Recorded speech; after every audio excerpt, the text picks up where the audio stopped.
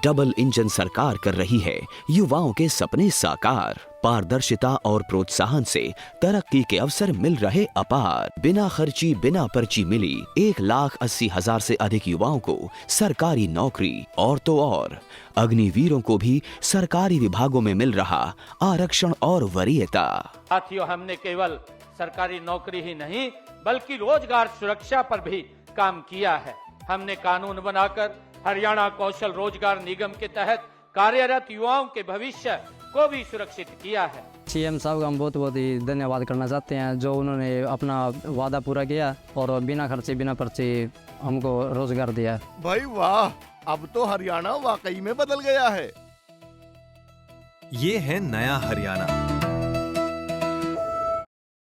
राहुल गांधी ने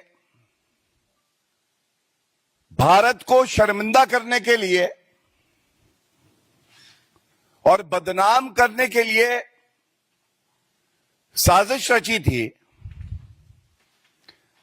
परत दर परत अब वो बाहर आ रही है। और ये कहना गलत नहीं होगा, ये राहुल गांधी कर रहे हैं देश को शर्मिंदा। और देश को शर्मिंदा करने के प्रयास में ये खुद परत दर परत नंगे होते जा रहे हैं। किसी ने नहीं सोचा था, ना राष्ट्रपिता महात्मा गांधी जी ने सोचा होगा, ना भगत सिंह जी ने सोचा होगा कि एक दिन ऐसा आएगा भस्मासुर राहुल गांधी, जो कांग्रेस के कार्यकर्ता उसके इशारे पे नंगा नाच करेंगे, उनकी तुलना हमारे महात्मा गांधी जी से करेंगे, भगत सिंह जी से करेंगे। और राहुल गांधी जी अभी कुछ समय पहले तक तो आप नौटंकी करते हुए मोहब्बत की दुकान बता रहे थे। मैं मोहब्बत की दुकान लगाऊंगा। अब मोहब्बत की दुकान में नंगाई और बेशर्मी का सामान रखा हुआ है। मैं दोहराता हूं, ये जो नकली राहुल गांधी की दुकान है, मोहब्बत की दुकान, इसमें केवल नंगाई और बेशर्मी का सामान। आज की बड़ी खबर, अभी जब प्रेस वार्ता के लिए आ रहा था उससे कुछ क्षण पहले आई। उदय भान, कांग्रेस पार्टी का जो यूथ विंग है उसका अध्यक्ष, राहुल गांधी के इशारे पे एआई समिट के दौरान, जब पूरे विश्व की नजर भारत पे है, भारत का डंका पूरे विश्व पटल पर है, तब अपनी टी शर्ट उतरवाना,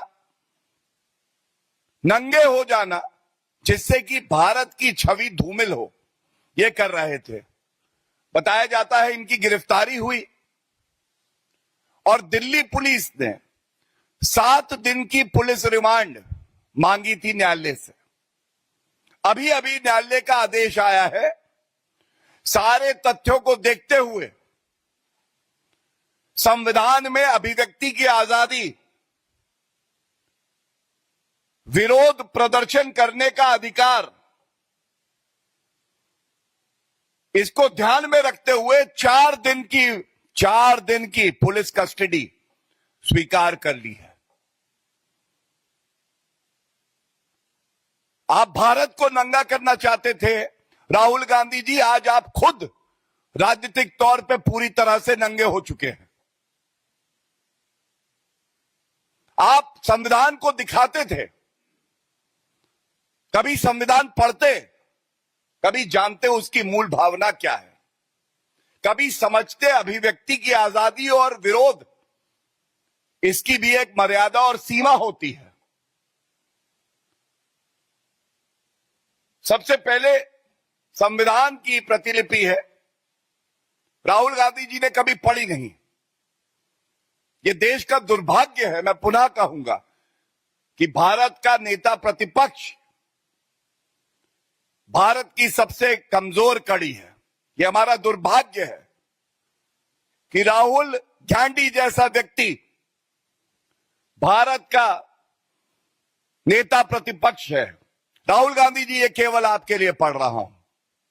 भारत का हर नागरिक इस संविधान का पालन करता है, उसे अपने जीवन में उतारता है, क्योंकि यही वो सूत्र है जो हर भारतीय को एक दूसरे से बांधता है। अभिव्यक्ति की आजादी, विरोध करना, यह अनुच्छेद 19 में आता है। अनुच्छेद 19 कहता है, all citizen shall have the right to freedom of speech and expression. लेकिन आर्टिकल 19(2) का क्लॉज कहता है, सब्जेक्ट टू पब्लिक ऑर्डर। यहां पब्लिक ऑर्डर की बात बिल्कुल थी। पूरे विश्व के हेड ऑफ स्टेट्स वहां थे। आप उस व्यवस्था को भंग करना चाहते थे, और भगवान ना करे अगर कोई अनहोनी घटना हो जाती तो यही राहुल गांधी चाहते थे कि जो भारत की छवि है उस पे भट्टा लगे, दाग लगे। लेकिन साधुवाद है दिल्ली पुलिस का, सुरक्षा कर्मियों का। उन्होंने इन सभी अराजक तत्वों को पकड़ा और कोई घटना ना घटे, यह सुनिश्चित किया।